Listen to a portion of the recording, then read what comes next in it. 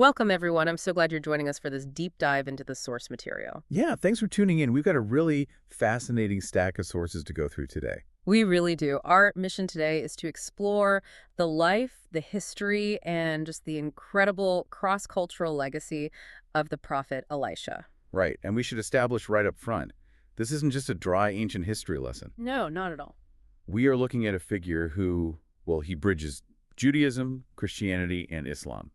His life literally mirrors the miracles of Jesus. And his actual name was recently dug out of the dirt on a 9th century BCE piece of pottery, which is just wild. It's an archaeologist's dream, really. Seriously. Okay, let's unpack this. Yeah. We're going to move from his, frankly, radical origin story to his bizarre miracles, the hard archaeological evidence, and then his legacy today. Sounds good. Yeah. And to really get Elisha, you have to start with how violently he breaks away from his old life. Yeah, it's intense. Because, we usually picture ancient prophets as these wandering ascetics, right? Like detached from society from birth. Exactly. Guys in camel hair out in the desert. But Elisha is entrenched in the highest economic tiers of his society. Right. The sources introduce him in Mahola, the son of Shaphat, and he is out plowing a field with 12 yoke of oxen. Which, just to be clear, indicates a massive, multifamily agricultural operation. Oh, absolutely. This isn't a subsistence farmer just scraping by. This is a regional aristocrat with serious, economic stability. Right. And then Elijah, who's the dominant prophetic figure of the era, he simply walks up and throws his mantle, his heavy prophetic cloak, over Elisha's shoulders. And Elisha's reaction is it's wild. He doesn't just walk away. No, he goes all in. He slaughters the oxen, he chops up the heavy wooden plows to build a fire, boils the meat, and just throws a massive farewell feast for the community. He is deliberately liquidating his capital. Yeah. I mean, he destroys the physical instruments of his wealth. In ancient agrarian economies, livestock and farming implements, well, that was your safety net. Your entire livelihood. Exactly.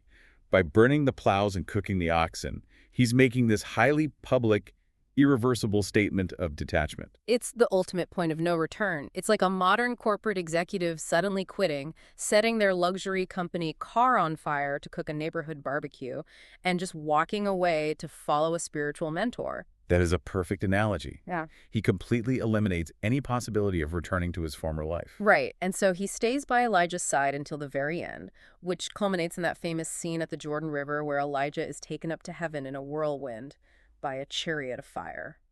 But just before that happens, Elisha makes a highly specific request. Yeah, he asks for a double portion of Elijah's spirit. Right. And what's fascinating here is that if you read that without the legal context of the ancient Near East, it sounds like he's asking for a mathematical multiplier. Like, give me twice as much magical power as you had. Exactly. But the phrasing actually connects directly to Deuteronomic law, specifically Deuteronomy 21.19. Okay, what does that say? Well, it outlines that when a patriarch passes down his inheritance, the firstborn son legally receives a double portion of the estate compared to his siblings. Ah, okay, so it's not a request for twice the power. It's a corporate succession plan. Precisely. Under ancient inheritance law, the eldest son gets the controlling stake. Right, because Elisha is surrounded by other disciples, the sons of the prophets, they're called. Right, so he's demanding the legal and spiritual birthright to be recognized as Elijah's primary legitimate successor. He wants the office. Exactly.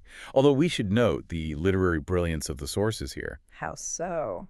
While the request is clearly about legal succession, the narrative actually goes on to describe Elisha performing exactly twice as many miracles as his predecessor. Wait, really? The math actually works out. It does. It's this neat theological validation built right into the structure of the text. Elisha picks up Elijah's fallen mantle, he parts the Jordan River, and walks back into Israel as the undisputed prophetic authority. Okay, so he's the guy now, but the way he uses that authority is drastically different from Elijah, right? Very much so. From roughly 892 to 832 BCE, the region was incredibly unstable. Right, and Elijah's ministry was largely defined by these cosmic, top-down battles against the monarchy, like calling down fire from heaven. Right, the grand spectacles. But Elisha operates from the bottom up. He becomes this active wonder worker, deeply embedded in the gritty daily lives of the Israelites. Yeah, you see this constantly in the text. He purifies the poisoned water spring of Jericho with salt. He helps a widow who's facing a harsh creditor. Which is a very real threat then. Right. They were going to take her sons into debt slavery, so Elisha multiplies her small jar of oil so she can sell it and pay off the debt. He's sipping into these moments of real economic desperation. He even performs a miracle to make a solid iron axe head float in the Jordan River, Right. just because one of his followers dropped it and was terrified because it was borrowed. And that axe head story is a perfect example of the underlying economic tension. Yeah, during the Iron Age, iron tools were fiercely expensive. For a marginalized group like the Sons of the Prophets, losing a borrowed iron tool wasn't just an inconvenience. It was ruinous. Exactly. It meant massive financial liability, potentially ending in servitude. So Elisha is actively shielding his community from systemic collapse. He also performs a major resurrection, right, bringing the son of a wealthy Shunammite woman back to life. He does. But, okay, if we are looking at his interventions, we have to talk about the incident on the road to Bethel. Yes. The bears. Yeah, because casually reading the text, it sounds like he uses his power for petty, horrific vengeance. It is notoriously difficult for modern readers. I mean, he's walking up the road, a group of youths comes out, mocks his baldness, and Elisha curses them. And instantly, 2 female bears rush out of the woods and maul 42 of them. Wait, he summoned bears to maul little kids for a bald joke? I know. To the modern ear, a prophet slaughtering children over a playground insult is monstrous. But the sources actually cite theological interpretations that provide crucial context here. Okay, walk me through that. So, commentators like John Gill and entries in the Jewish Encyclopedia, they look closely at the Hebrew linguistics. The specific Hebrew word used is nerim. Nerim. Right. And nerim doesn't mean toddlers or little children. It's used elsewhere in ancient texts to describe military-aged men, youths around 30 to 40 years old. Oh, wow. Okay, that's a big difference. Huge. Furthermore, the historical context of Bethel is key. This was a center of idolatrous worship, deeply hostile to the prophets of Yahweh. So it's not a bunch of kids. You're looking at an aggressive, coordinated mob of grown men. Exactly. The Jewish Encyclopedia also highlights a rabbinic interpretation that these men were called nerim because they were shaken empty of morals and religion. They were a violent, godless faction actively threatening the life of the newly appointed prophet in enemy territory. So the bears are presented as a severe divine defense of his authority against a physical threat, not just an outburst of vanity over a bald joke. Precisely. That context changes the entire architecture of the scene. It really does. And speaking of architecture, here's where it gets really interesting. Okay. If you step back and look at the structure of Elisha's miracles, multiplying food, healing the sick, raising the dead, it becomes the exact framework used centuries later in the New Testament. Yes. The parallels are deeply intentional. The sources point to a methodology early Christians used called biblical typology. Biblical typology. Right. It's an analytical lens where an Old Testament figure, the type, serves as a prophetic foreshadowing for a New Testament figure, the antitype. So when Elisha is handed 20 barley loaves during a famine, and he tells his servant to feed 100 men. And the servant protests because it's physically impossible. Exactly. But Elisha insists the men eat and there is food left over. The gospel writers are mapping Jesus' miracle of the loaves and fishes directly onto Elisha's blueprint. You hit the nail on the head. Early Christian writers actively utilized these Jewish scriptures to legitimize the Jesus narrative. So multiplying food, healing lepers, raising the dead, these signal that Elisha's prophetic authority has returned and been perfected. Yes. In fact, Jesus explicitly cites Elisha in the Gospel of Luke. Oh, really? Yeah, he points out that there were many lepers in Israel during the time of Elisha, but Elisha specifically healed Naaman, who was a Syrian military commander. An outsider. An enemy of Israel, even. Right. By referencing Elisha healing a Gentile, Jesus is laying the theological groundwork for expanding his own ministry beyond the Jewish people. Elisha laid the blueprint. That is fascinating. But okay, if early Christians used Elisha's life as a literal blueprint, it raises a massive question. Let's hear it. Was this blueprint just a literary myth? Or is there physical proof this wonder worker actually existed in the 9th century BCE? Well, for decades, archaeology couldn't really answer that. I mean, prophets weren't kings. Right, they didn't leave behind monumental architecture or mint coins with their faces on them. Exactly. Finding epigraphic evidence like actual writing from the period for a non-royal individual is spectacularly rare. Which is why the 2013 discovery at Tel Rehaf is so critical. Archaeologist Amihai Mazar and his team were digging through a 9th century BCE destruction layer. And they found something incredible. They found an inked pottery shard, an ostracon, and written clearly in ancient Hebrew script was the name Elisha. It's a massive find. But finding a name on a shard is exciting, sure, but establishing historical certainty requires more. Okay, but Elisha might have been a common name. Is a name on a broken pot really enough to say we found the Elisha? That's the right question to ask. But if we connect this to the bigger picture, the researchers built a highly compelling circumstantial case based on 5 points. Okay, let's hear them. First, based on the epigraphic record, the name Elisha was actually quite rare in ancient Israel. You just don't see it scattered across documents. Okay, so rare name. What's point 2? The chronological alignment. The layer of earth where the shard was found dates exactly to the mid-9th century BCE. The precise time period Elisha was active. Right. Third is geographic proximity.